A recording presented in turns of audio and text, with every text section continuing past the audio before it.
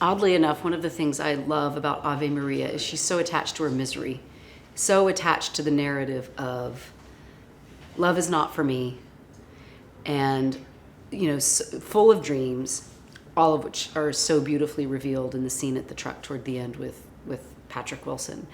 And that mismatch between this is what I want and what I hope and dream is possible, but this is like the really negative stuff that I believe about myself and act as if it's true.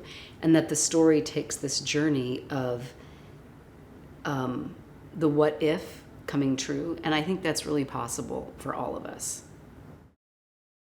Oh my goodness, I loved making Big Stone Gap, and so picking out which scene was my favorite to shoot would be a challenge. There's actually, as with many films, there was so much that we shot that didn't make it into the film. There was a lot of physical comedy in what we filmed. In the scene with John Benjamin Hickey, when we meet in the little meet and three, which is a diner to people who aren't from the South, we had like a full slap fist fight before I let him actually sit down at the booth, because I'm mad at him, right?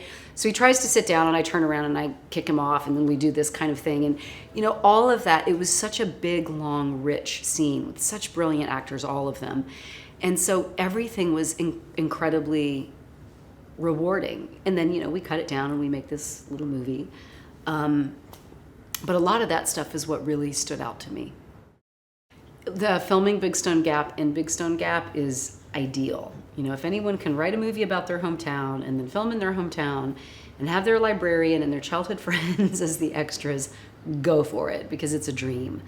It's a beautiful town. It's set in the Appalachian Mountains. It was fall, and there was such a thrill amongst the community about us being there. And I mean, Adriana is this, beloved child of Big Stone Gap who's gone out in the world and made them proud.